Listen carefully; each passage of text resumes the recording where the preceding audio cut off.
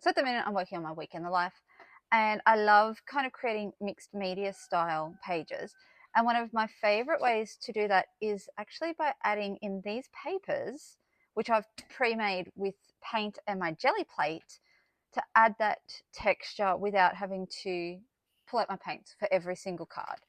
And so I have, at the minute, I've got some dark blue, some teal, and some of this orange, which is this page here, pulling in from the colors from this.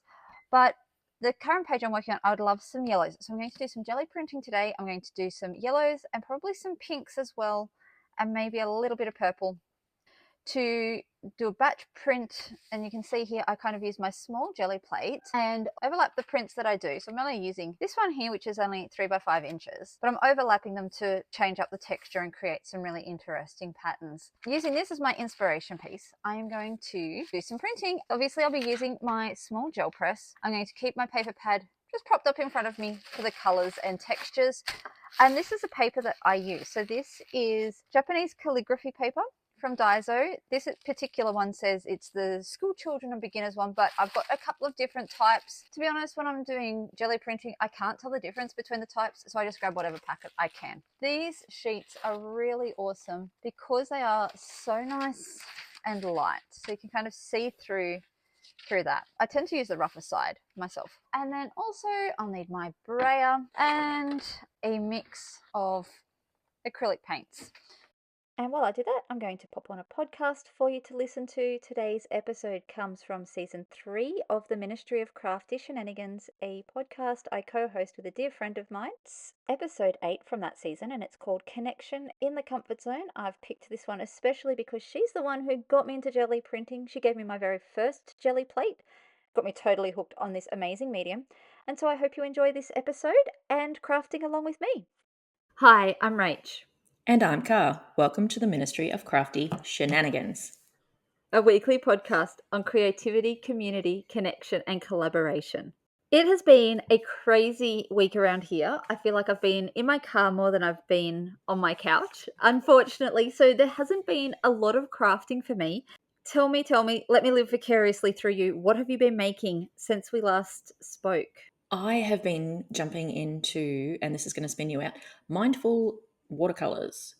Oh, yes, you've been showing me those and they look fabulous. I'm following a lady on Patreon and Instagram called Ray Creates, and she has been doing them for about a year now. And basically it's a weekly thing where you sit down with your watercolors, you have them all ready, and you be mindful, and it's almost like a meditation, and you just sink into it. So you're not actually painting anything that's a thing, if you get what I mean. Watercolors can be so meditative, can't they? Because you can just kind of get in there, do, your layer after layer, watching the color build up. And that's why I jumped on that mushroom class that you shared. But something that I did, I started it back in 2020, and I have fallen off the wagon a little bit, but I was doing watercolor sketches of a morning. And so every morning I would sit down in roughly the same spot.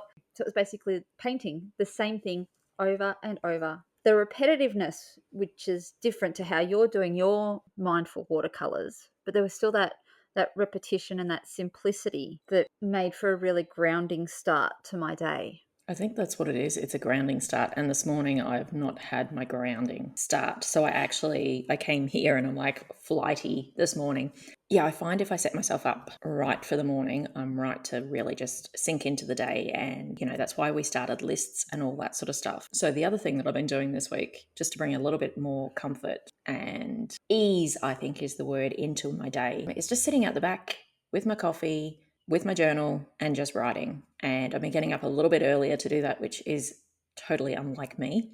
But like your mindful watercolors, when you were doing your daily watercolor of your backyard, it sort of reminds me of that. And I was just thinking, oh, I could draw that. But no, I don't. I can't add another one into my morning. I've restarted that habit probably 2 or 3 times in the last 2.5 years, I guess it is now. And I find it is those moments where I am feeling a little bit frizzly, a little bit flighty, where life's just kind of really racing by me. That's when I reach for that project, because I know that it's something really simple. I know the supplies that I'm using. I know the colors that I need. I know what I'm sketching. There's no thought required. So I'm at that point where I'm like, I think I need this in my day, just that 5 minutes of a morning. So I'm doing something creative because I feel like I haven't really touched anything. When you're so busy, and this time of year is particularly busy, and I know you've been here, there, and everywhere, it's incredibly grounding just to have something that we can reach for that it just brings back that touch of comfort. Absolutely. And something familiar that doesn't require you to think too hard, I think, is part of a key of what makes a good comfort project. Something, as you described, you can sink into, you can just feel the motions of the project rather than, okay, where am I up to? What am I doing now? My shawl was quite like that towards the end because I'd gotten into the rhythm of what the pattern was. It was very, there's quite a lot of repeats in it. And so the pattern was quite predictable. So I could easily glance at what the pattern was. Okay, I know what I'm doing. Off I go. Funnily enough, having just said how comforting it was towards the end, I woke up at 3 o'clock this morning dreaming about the shawl that I'd dropped another one of those stitches and I'd completely missed it and cast it off and blocked it and there was a drop stitch in it. That's pretty bad. We were talking about the comfort watches and how I said I find some things very seasonal. And I know I've always said that, but the shawl is one that just blew my mind because for me, seasonal winter is knitting, crochet, wool. But yeah, when you pulled your shawl off, I'm like, oh, cool story, cool story. So what, you're just going to store it now? And you went, oh, I'm going to wear it tomorrow. And I'm sitting here in a singlet going, what? Why? So, a little bit of background. We turned up this morning and you're in a merino jumper, Yep. long sleeve merino jumper, and I'm sitting here in a singlet and I'm actually sweating. So, Yeah, yay. it's crazy. You wouldn't think the 5 or 6 hours drive Difference. would make that much difference. But it's something that we touched on a little bit in the nostalgia episode. I think we talked about how in times of flux and change, how we reach for those past familiar things. And I think we talked a little bit about shows and stuff that we do tend to reach for. And I might have even mentioned it in one of those episodes how I had a cardigan that I was frogging to redo. And it was really interesting to me how strongly that connection was formed between the project and the media that I was watching with it. But I think it doesn't necessarily need to be something big and huge like the mess of the last 2 years to be wanting to reach for something familiar like that, whether it be a show or a book or a project. So yeah, so obviously, the last 2 years have been kind of crazy and everyone's been reaching for stuff, which we spoke about in the nostalgia episode. We linked even some scientific studies and articles on that. But I don't think it even needs to be as big as that. It could just be something like what I've had this week, just where you're just going constantly. You're just like, I just need something. And when your mind is so taken up with your to-do list and where are you going next and what child needs to get where, having a comfort project can be really helpful that you can just pick up, work on, and fit it into your day without adding more to your mental load. It's interesting. I've got several book series that are my go to when I'm feeling blah. And at the moment, I've picked up a couple of them to revisit and I just can't get into them. Isn't that funny? Yeah, and I think a lot of it depends on mood. I know at the moment I've got a bit of a fog happening with the whole brain. it's a bit like baby brain, but middle aged. So I'm finding even my most favorite books that I would have read 300 odd times, like you used to on your favorite one that I broke. Let's not mention that. I can't focus enough to keep, the last few years have been just quite taxing on just everything. Maybe that's what it is. But when you were talking earlier about your project, your morning project, Yeah. I was just wondering, you started that was it during the pandemic or? Yeah, so during the first lockdown. And it's funny, I find it interesting that you say, oh, I'd like to return to that because it gave you grounding. And it made me think of, projects that we did back in 2019. That's a long time ago, so you're going to have to get a little bit more specific because I have no idea what we did in 2019. We did the big 365 creativity thing and now in The our quirky Kiki K. journals. Yeah, the quirky journals. Yes. That's what it was. See, I can't even remember the words. Returning to that doesn't quite feel right either because I think it was such a fun, I got 63 prompts or something into it. It was such a fun thing to do. It was so out of the box within a journal. But I just don't have that. I don't know if it's just not that energy or I'm not ready to return to that. Maybe it's because it's like, oh, I'm trying to recreate something that was the before. or if Yeah. it's just interesting when you said about how you like to go back to that one because it grounded you. I don't know, maybe that other project was more of a flighty sort of project and I don't feel ready to fly yet. I'm not sure. That's really interesting how it's like tied to the era. So, like, I know in the end of 2021, I think it was, we revisited an older challenge than that, even from 2017, 2018. We had a 27 materials challenge. Yeah, Car and asked Rachie me. make all the things, I think was our hashtag. But it was actually really hard to revisit it. It was a really fun project at the time. When we talked about revisiting it, life was starting to get a little bit back to normal. It was before the Delta wave and everything, and so we were kind of starting to breathe a little bit easier. We're like, the end could be in sight. Spoiler, it wasn't. And so we're like, okay, this was a really fun project. We haven't done a challenge for ages. Let's kickstart our old habits with something easy. Let's finish this project, which neither of us had finished. And I think I just about made it, but it didn't have the joy and the playfulness to it I felt that we had with the original challenge. So I wonder why it is that some projects are a comfort to us to return to, and yet some just fall flat. Is it Yeah, that we've it's grown past that project? I think it's a bit of that. And I think a bit like what you were saying with the quirky journal, it was forcing something. Mm. We were trying to recapture that energy. And I think we spoke about it last week, maybe, about how we used to do these challenges. It was just a regular thing. And we don't do that so much. And I think it's because we've grown past that. We work in different ways now. We've got different hobbies and interests. And so I think probably that's part of it as well, is that it felt like we were trying to force the return of who we were in 2017, 2018 as crafters, and that's not us anymore. Mm. And Wow. it could be the same with the quirky journal. We're trying to capture that playfulness of 2019, that almost 3 years into the roaring 20s we don't feel. Mm. I think I even mentioned to you at one point, I was searching our chat for something. I can't even think what it was. It could have even been podcast related. And I sent you a couple of screenshots of our chats from March and April 2020.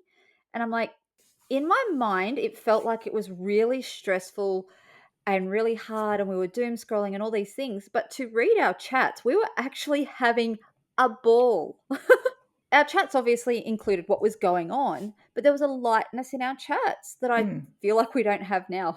I don't think it's so much that we're caught in a rut or ground down or anything. I think it's just we're all just a bit fatigued. Definitely not a rut, but it's just that kind of, let's just do what we've got to do. We're not the same people that we were in February 2020. We won't be. Yeah, well, we're not in our 30s anymore, so, you know. Well, there is that. Thank you for reminding me. My midlife crisis is going brilliantly, listeners. Thank you to Car for bringing that up. And so that's probably got something to do with it too. You know, when you're in your late 20s, early 30s, there's still that youthful playfulness. Whereas now we're in our early 40s, we're a little bit more settled in who we are. We're a little bit more settled in what we want from a project. I think that probably has something to do with it. So trying to recapture those projects of our mid 30s isn't going to translate to now, even without the pandemic fatigue. Yeah, It's it's very different life stages, but yet then we will go back to like comfort media, like a book that we've read for the last 15 years, a book from a show that childhood. we've watched, that's 25 years old. It's interesting what endures for through those ages and stages versus what we let go of. You've got me going all deep and philosophical and thinking this morning. It's an interesting topic for sure. I don't know what the answer is. What makes a comfort project stick? Like, I've revisited the vintage modern fabrics multiple times, including during the pandemic. I made another. So I've made 3 quilts from that kit now from 2012. I'm very much not the person I was in 2012. Like anyone, I've grown as a person, and yet that particular project would call me back time after time. And I'm wondering if it's something to do with the connection that we find in various projects and media. It If we could bond with be. someone, if we've got a friend who's really into the same media that we're into, we kind of get that positive association that, oh, this is warm fuzzies. Well, it's not unlike any of the cross stitches that we're sort of doing sew alongs on or We Yeah. won't mention the gnomes because I haven't started, but even like the rainbow wave and the, what was it, the vintage Easter whatever The Easter that we stitchy, no, all, the Easter stripy thingy that I pulled apart. it got changed and name changed and color changed and everything. But sometimes I find if I do pull those out and I start working on them, or if somebody else in the group pulls them out and starts working on them, I'll be like, ooh, okay. And that Yeah. was one thing I think, I can't remember when we discussed it, but I mentioned the ripple that I had done, and I tried to cheat and say that I'd done it in a really short time frame. I do know that when I was doing that and then everyone else was still doing it, even though I'd finished, I felt like a little bit left behind, even though I was ahead. Yes, So that makes sense. I think sometimes coming back to that project is bringing that comfort back because you're actually within the group and you're still creating within that group. Yeah. Whereas when you're popped out the other side, and I don't know if you feel the same because you finished all of the group Everything. projects, would you feel the same if, say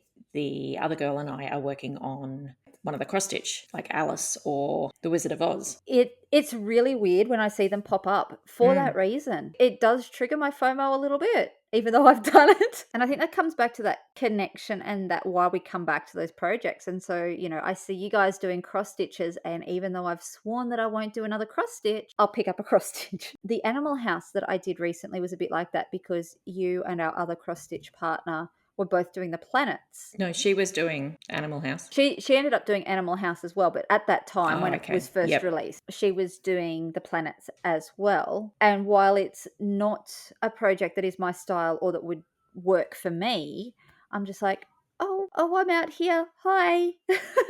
And then this Animal House came along, and so then not only did it give me the chance to stitch along with you guys. And look, it was definitely very much a me thing. Certainly nobody's excluded because they're not doing a particular project. But for me, I saw all these beautiful cross stitch updates and I'm like, I want some of that too. I think it's the doing and feeling like you've actually got a cheer squad behind you. Yeah, definitely. And especially if it's one that someone else is doing. We have spoken previously how kind of competition is my love language. And that's super motivating for me, even if it is a comfort project. But I found with that Animal House too, another motivator of it was that it echoed a quilt that you guys had made for me. To see this cross stitch pop up, it just made me feel all kinds of warm and fuzzy because I've got this beautiful quilt for my son. It's still on his bed. That quilt just blew me away, literally brought me to tears.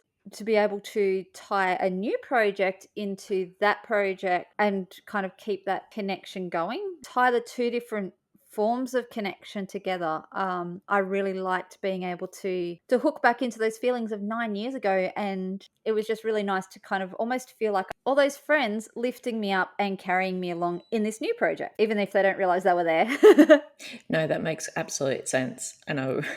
Sometimes I wonder if we didn't have that connection where we can show what we're doing on certain projects, like, and keep people like an accountability group. And it's not an accountability, it's more of a, hey, look what I've done. Not to show off, but just to show that we're actually doing a little bit. Because sometimes for me, I find the motivation keeps me going. So when I was doing the planets, actually, I was the first one that started, and our other friend was on the fence. She was like, oh, I've got too many projects. I don't want to sort of join you on that. And I'm like, just wait until I'm like week 26, because there's I think there's 28 weeks on that particular project Yeah. that dropped. And some of them are quite quick, some are quite small, but she's a speedy stitcher. So I was like, let me get ahead and then you can come and join me. But yeah, to be able to do it sometimes, because it was just like a circle, the motivation to keep it going and keep it going when I was kind of like on my own, because everyone else who had signed up officially had finished or were way ahead by the time I actually got onto the project. So it was good to have that, like a bit of accountability, and